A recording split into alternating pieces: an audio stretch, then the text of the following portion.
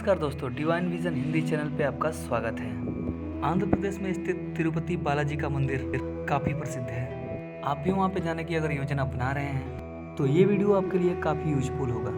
चलिए दोस्तों, तो सबसे पहले हम बात करते हैं कि आप तिरुपति बालाजी कैसे पहुँचें। तो बात करते हैं दोस्तों ट्रेन की। तिरुपति बालाजी अगर आप दर्शन करने आ रहे हैं तो आपका सबसे नज़दीकी रेलवे स्टेशन जो है तिरुपति ही है। लेकिन तिरुपति में सारी गाड़ियों का स्टॉपेज नहीं है।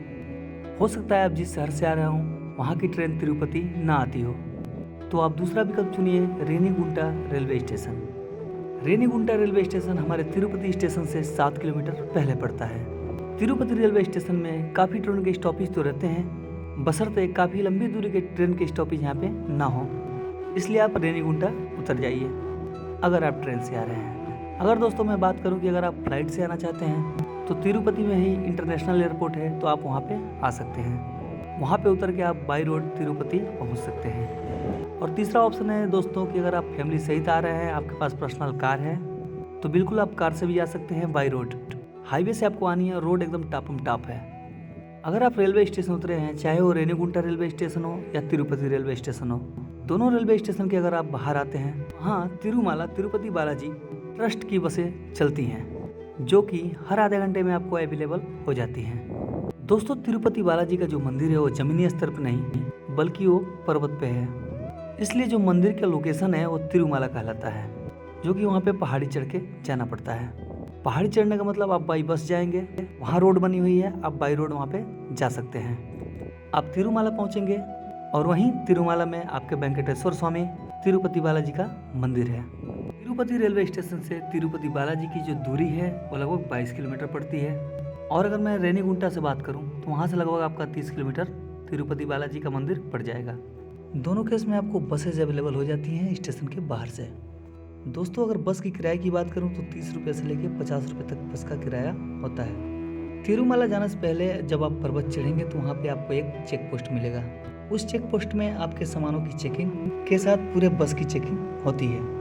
आपकी चेकिंग होने के बाद, बस की चेकिंग होने के बाद परमिट मिलती है, तब आप आगे की यात्रा कर सकेंगे। तो ये सफ़र आपका 1 घंटे में तय हो जाएगा। अब हम तिरुमाला पहुंच चुके हैं। कहने को तो एक पर्वत है, लेकिन वो पर्वत आपको किसी शहर से कम नहीं लगेगा। वहाँ पे इतनी अच्छी तरह से व्यवस्था की गई है कि वो पर्वत पूरा समतल दिखता है, इसलिए वो एक शहर के समान दिखता है। दोस्तों तिरुमाला पहुँचने के बाद सबसे बड़ा प्रश्न यही आता है कि हम रुके कहाँ, फ्रेश कहाँ हो। तो दोस्तों जहां आपकी बस उतारती है आपको वहीं पास में ही एक सीआरओ का ऑफिस मिलेगा। आप सीआरओ ऑफिस जाइए और वहां पे पता कीजिए कि रूम अवेलेबल है कि नहीं। दोस्तों रूम का फेयर बहुत ज़्यादा कम है। अगर मैं बात करूं 3 बेड का, जो 3 बिस्तर मिलता है उसका 1 दिन का किराया आपका 50 रुपये है। अगर दोस्तों मैं थोड़ा ज़्यादा की बात करूँ, अगर आप 5 लोग हैं, 6 लोग हैं, तो आपको 600 रुपये पड़ेगा। रूम काफ़ी सस्ता मिल जाता है वहाँ पर, तो आप सीआरओ ऑफिस जाके अपने रूम की बुकिंग करा सकते हैं। वहाँ पे काफ़ी वेटिंग रहती है, इसलिए आपको लंबे समय तक लाइन में खड़ा रहना पड़ सकता है। दोस्तों अगर आपको रूम नहीं मिलता है तो आपको घबराने की कोई ज़रूरत नहीं है, क्योंकि वहीं पे सीआरओ ऑफिस के बगल में एक बहुत बड़ा हॉल है और हॉल में आपको लॉकर मिलेगा। लॉकर के लिए दोस्तों आपको टाइम लगेगा, आपको लाइन लगानी पड़ेगी। दोस्तों वहाँ पे आपको 2 घंटे से 2.5 घंटे लगभग लाइन में लगना पड़ेगा।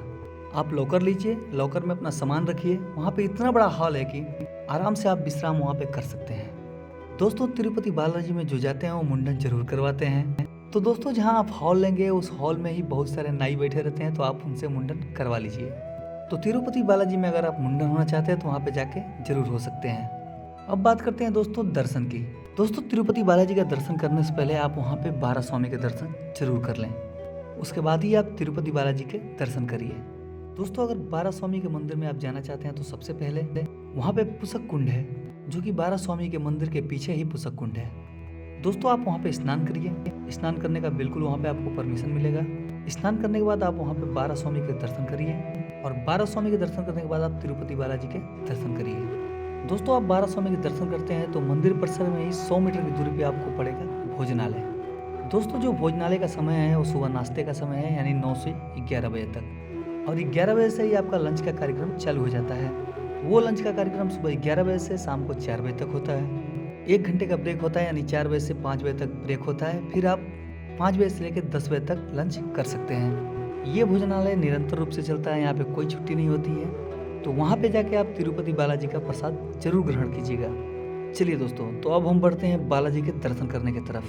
दोस्तों, बालाजी के दर्शन करने के लिए आपको एक एक्सेस कार्ड बनवाना पड़ेगा, जिसको हम ई पास भी बोलते हैं। कभी कभी आपको ई पास की जरूरत नहीं पड़ती है अगर आप इवनिंग के समय एंट्री करते हैं, यानी आप 6 बजे से 7 बजे तक अगर आप दर्शन के लिए एंट्री करते हैं तो आपको ई पास नहीं बनवाना पड़ेगा। लेकिन आप बनवा लीजिएगा, हो सकता है अंदर कोई आपको परेशानी हो जाए। कार्ड फ्री ऑफ कॉस्ट होता है, तो आप इसे ज़रूर ले लें। दोस्तों, अगर आप ई पास बनवाने जा रहे हैं तो आप कोई भी एक प्रूफ यानी आधार कार्ड या लाइसेंस कुछ भी हो अपने पास जरूर रखिएगा। दोस्तों, अब दर्शन की तरफ बढ़ते हैं। दोस्तों, दर्शन करने से पहले आपको जूते चप्पल रखने के लिए एक लॉकर मिलेगा, वहाँ पे आप अपने जूते चप्पल रख सकते हैं। आपको एक टोकन दे दिया जाएगा, जब आप वापस आएंगे तो वो टोकन दे के अपना जूते चप्पल ले सकते हैं। तिरुपति में जो दर्शन का टाइम होता है उसमें लगभग 24 घंटे लग जाते हैं। ये मैं आंकड़ा बता रहा हूँ, जब आप ऑन सीजन जाते हैं उस केस में आपका 24 घंटे से भी ज़्यादा लग सकते हैं।